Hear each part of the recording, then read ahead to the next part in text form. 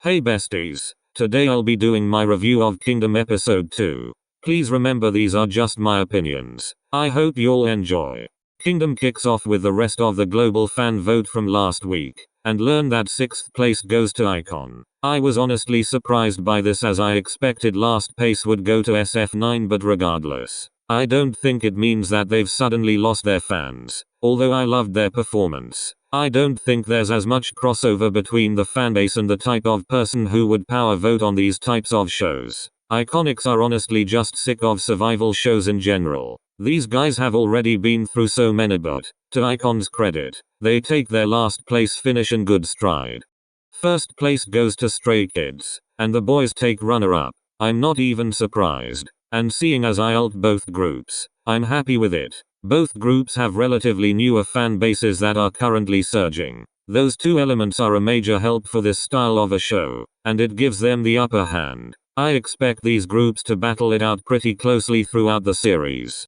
The groups are tasked to send a message to the world. It's pretty vague, but they pulled it off well. Like the introductory round, the guys will be performing one of their own songs. This is fine, of course, but I'm eagerly awaiting the covers that will arrive later in the series. The judging for this round comes from a hodgepodge of different groups, which I think is a smart idea. I'm especially interested in who the K-pop experts are, whose ranking will determine 25% of the final vote. As expected, Nets spend all sorts of time focusing on Stray Kids choosing the order of performances this week. It's fluff, but at least we get to see some personality amidst all the warring. It's decided that for this episode, the boys will go first, followed by Ikon and btob. The rest of the groups will perform on next week's show.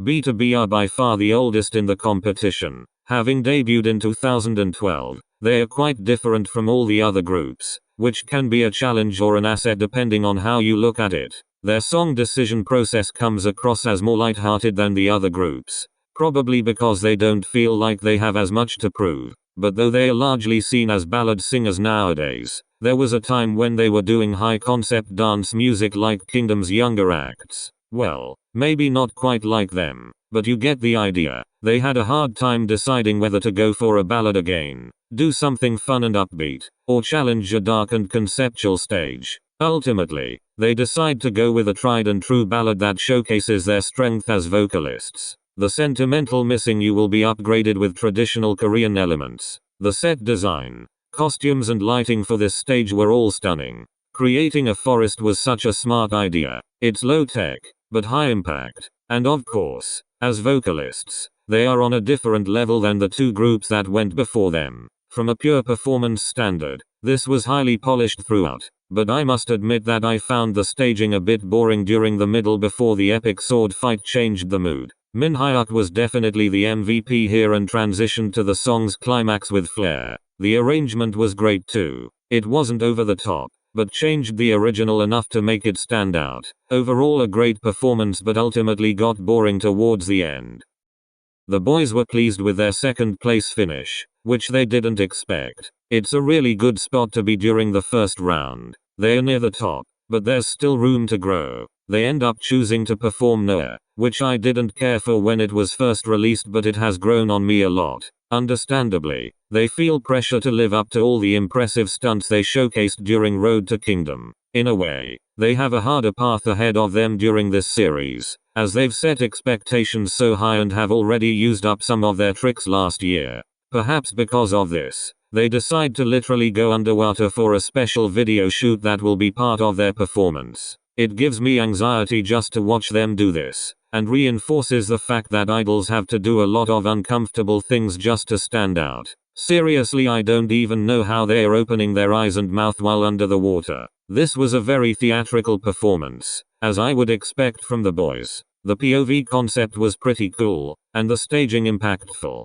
I'm not as sold on the song's remix though. It started off really strong, but slowed too much in the middle and lost a bit of momentum. And all that underwater shooting that they suffered through was barely used in the actual performance. As would be expected from them, there were a lot of clever ideas here and their storytelling was strong. The climax was also really impressive, particularly the backflip. Ikon have never been a group that felt suited to this type of show. They are not particularly high concept, which isn't a bad thing. They are more focused on the music itself, and the attitude and swagger that powers it. That pays off on the charts, but might be a struggle in the context of a performance-based show like Kingdom. The group spends some time discussing the same concern before deciding which song to perform. Ultimately, they opt to call celebrity friends to help them decide which song should make the cut. Awkwardly, this includes Chani of competing group SF9. Mino and Sungyeon also make appearances, and they end up deciding to mash up Love Scenario and Killing Me. Two very good and very popular songs. It gives them a chance to highlight the strength of their discography, while offering a contrast in tones. I absolutely loved this performance. I'm a sucker for movie musical concepts, and that style of storytelling works very well for Kingdom. The staging was clean and simple, and shone great spotlight on the group's dancing, which they never get enough credit for. I adored the funk mix of Love Scenario. It didn't lose the charm of the original song, but changed it up in such a fresh way. The transition to the darker and more emotional Killing Me could have been an absolute mess, but it was perfectly executed in keeping with the theme of the stage. Taken together, both songs showed wonderful range, and should easily help the group rebound from 6th place. Next week, we'll see the 3 remaining performances, and I'll mix them in with these 3 for a final ranking. Let me know your thoughts on this episode. Thank you so much for watching. Bye bees.